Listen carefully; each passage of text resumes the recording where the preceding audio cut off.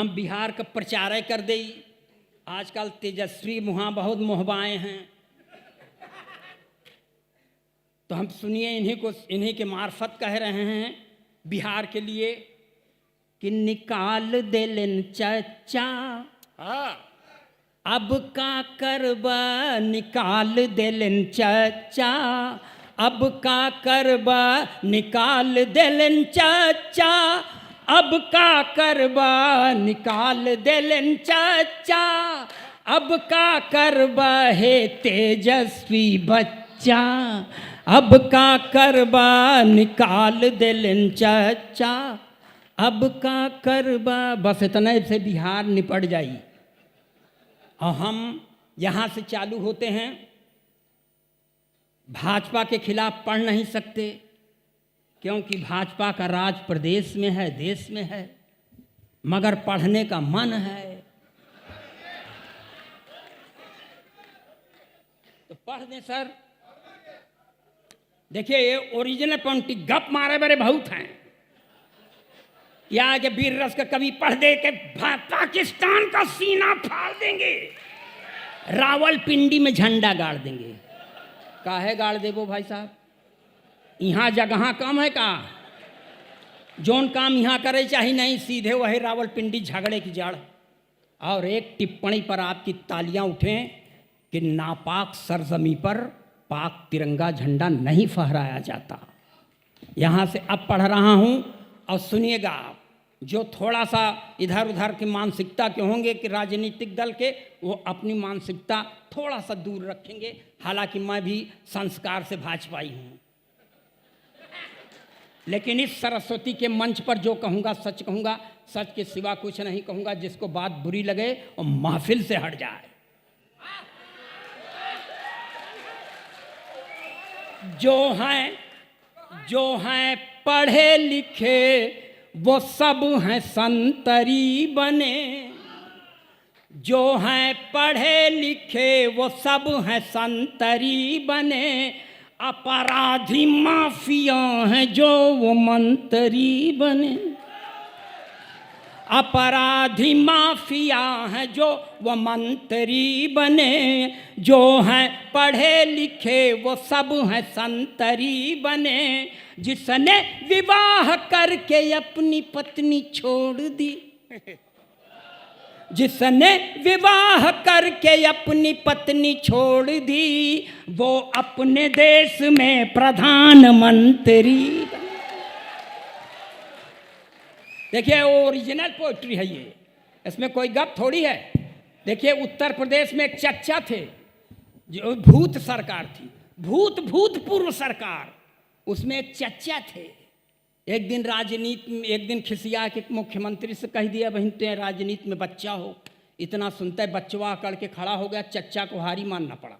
चार पंक्तियां ये भी बर्दाश्त करें, एकदम देशभक्ति के चाशनी में डुबो के पढ़ रहा हूं कि जो था खराब सबसे वो अच्छा निकल गया, जो था खराब सबसे वो अच्छा निकल गया, झूठों के घर में देखिए सच्चा निकल गया, झूठों के घर में देखिए सच्चा निकल गया, जो था खराब सबसे वो अच्छा निकल गया। चचा ने राजनीति में बच्चा जिसे समझा, चचा ने राजनीति में बच्चा जिसे समझा, बच्चा वही चचा का भी चचा निकल गया। अच्छा है भाई, अच्छा है। अब चचा उसके पीछे लगे हैं। देखिए ये देश है, यहाँ समय समय पर अवतारों का अवतरण होता रहा है। दो चार पंक्तियाँ और पढ़ लेता हूँ। एक अवतार का और अवतरण हुआ है बम्बई की धरती पर, जो मुंह में खूब लिपस्टिक लगाती है हिमांशु जी, लाल चुनरिया भी ओढ़ती है, हाथ में त्रिशूल लेके चलती है, मगर वो उस पराम्बा भगवती की तरह सिंह की सवारी नहीं करती, अपने भक्तों के गोदी में सवारी करती है। अच्छा। तब एक बाबा जी के ऊपर बड़ा सकारात्मक प्रभाव पड़ता है। चार पंक्तियां ये भी बर्दाश्त कर लें। स्वागत। कि लाल चुनरिया सर पर ओढ़े, ओठों पर भी लाली है, लाल चुनरिया सर पर ओढ़े, ओठों पर भी लाली है, हाथ लिए त्रिशूल स्वयं को कहती शेरा वाली हैं। तब जेल से बाहर जाने की जिद छोड़ दिया है बापू ने, जेल से बाहर जाने की जिद छोड़ दिया है बापू ने।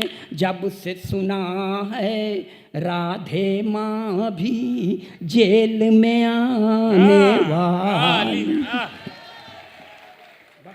एक आध मुक्तक और है। देखिए, ये आप कुछ भी सोच समझ सकते हैं। मैं सारे कलमकारों की तरफ से 2-3 पंक्ति पढ़ देता हूँ आपके सामने। स्वागत भाई।